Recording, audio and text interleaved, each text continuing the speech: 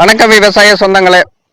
இன்றைய வீடியோ பதிவில் மாசி பட்டத்தில் நாம் நமது வயலில் எள் சாகுபடியிற்காக தெளிப்பு செய்திருந்த அந்த வீடியோ பதிவானது இன்றைய வீடியோ பதிவில் காண இருக்கின்றோம். நண்பர்களே, வீடியோ பதிவினை பார்ப்பதற்கு முன்னர் நமது விவசாய கலைஞர் யூடியூப் சேனலை சப்ஸ்கிரைப் செய்து வைத்துக் கொள்ளுங்கள். அப்பதான் நம்ம போடக்கூடிய ஒவ்வொரு வீடியோ பதிவானது உங்களை வந்தடையும். முழு வீடியோ பதிவினை பார்த்து பயன்பெறுங்கள் நண்பர்களே. லைக் பண்ணுங்க, ஷேர் பண்ணுங்க, கமெண்ட் பண்ணுங்க நண்பர்களே.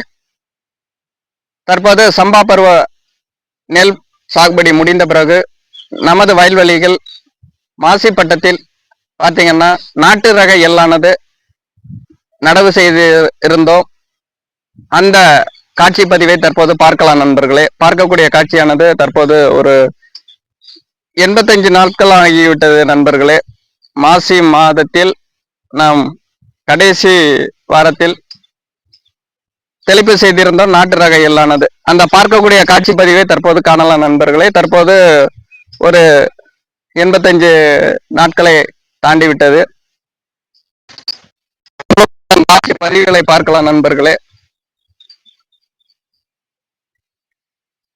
நாம் ஒரு குறைந்த செலவில் அதிக லாபம் தரக்கூடிய சாகுபடிகளுள் எள் சாகுபடியும் ஒன்று. குறிப்பாக பார்த்தீங்கன்னா வண்டல் மண், செம்மண் இவற்றில் அதிக அளவில் பயிரிடலாம்.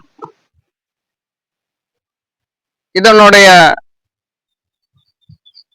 அறுவடை காலம் பார்த்தீங்கன்னா 120 நாட்கள் ஆகும். ஒரு 30 முதல் ஒரு 45 தினங்களில் இதன் பூக்கு திறனானது காணப்படும். அடுத்தது பார்த்தீங்கன்னா ஒரு 45 நாட்களிலிருந்து ஒரு 65 நாட்கள் பார்த்தீங்கன்னா இது காய் பிடிக்கும் தன்மை காணப்படும்.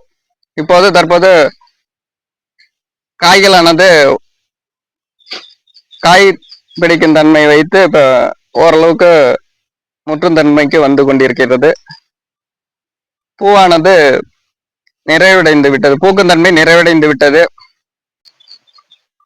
எள் சாகுபடியில் ஒரு 15 தினங்கள்ல பாத்தீங்கன்னா இதனுடைய செடியோட பராமரிப்பு முறையாக பின்பற்ற வேண்டும். ஒரு 15 தினங்களில் எள் சாகுபடியில் பாத்தீங்கன்னா ஒரு 15 சென்டிமீட்டர் இருக்க வேண்டும். செடிக்கு செடி பார்த்தீங்கன்னா அது அளவு 15 சென்டிமீட்டர் வச்சு நம்ம அந்த செடிகளை களைந்து விட வேண்டும். அடுத்தது பார்த்தீங்கன்னா ஒரு 30 நாள் கழிச்சு பார்த்தீங்கன்னா இந்த செடியோட அகலம் பார்த்தீங்கன்னா செடிக்கு செடி 30 சென்டிமீட்டர் இருக்கணும். 30 நாள் அப்படி இருக்கிறப்பல நம்ம செடி பராமரிப்பு செய்ய வேண்டும். அவ்வாறு பராமரிக்கும் போது செடியோட வளர்ச்சி பார்த்தீங்கன்னா அருமையா இருக்கும். கலந்து காணப்பட்டால் செடியோட காய்களும் அதிகரிக்கும், செடி படர்ந்து தற்போது காணக்கூடிய காட்சியை பார்க்கலாம். நீங்களே காய்கள் அதிகரித்து காணப்படும், செடி தரமுடன் காணப்படும். ஒரு 120 நாட்களில் நமக்கு அறுவடை வந்துவிடும். பார்த்தீங்கன்னா ஒரு 100 நாள் கழிச்சு பார்த்தீங்கன்னா கீழே இருந்து பார்த்தீங்கன்னா ஒரு 10 காயானது இந்த எள்ளோட கருப்பு தன்மையா இருக்கும். இந்த காயில இருந்து பார்த்தீங்கன்னா உள்ள உடைச்சு பார்த்தோம்னா அந்த கருப்பு தன்மை காணப்படும். ஒரு 10 காய் வச்சு பார்த்தோம்னா கருப்பு தன்மை வந்துச்சுன்னா நம்ம அந்த எள்ளானது அறுவடைக்கு வந்ததாக கருதலாம். அதே போல இலையானது கொட்டிவிடும், பழுத்து கொட்டல ஆரம்பிக்கும். ஒரு மஞ்சள் கலர்ல அந்த செடியானது தன்மை மாறும். அப்போது நாம் இந்த செடிகளை கட் பண்ணி பட்டறையாக ஒரு 3 தினங்கள் 4 தினங்கள் அப்படியே வைத்திருந்து வெயிலில் ஒரு மாலை வேளையில் அந்த வெயிலில் உலர்த்தி நாம் இந்த எள்ளானது அறுவடை செய்து கொள்ளலாம். இந்த எள்ளின் தற்போது விலைவாசியானது அதிகரித்து காணப்படுகிறது. தேவை அதிகரித்திருக்கிறது. மருத்துவ முக்கியத்துவம் வாய்ந்துள்ளது எள்ளு. நல்ல எண்ணெய் உணவுப் பொருட்களில் பயன்படுகிறது. தேவையும் அதிகரித்து வருகிறது. மருத்துவ குணமுடையது. இந்த நல்லெண்ணெயானது உடம்பு சூட்டை தணிக்கும். தேவை அதிகரிப்பதால் எள் சாகுபடியானது அதிக முக்கியத்துவம் வாய்ந்ததாக கருதப்படுகிறது.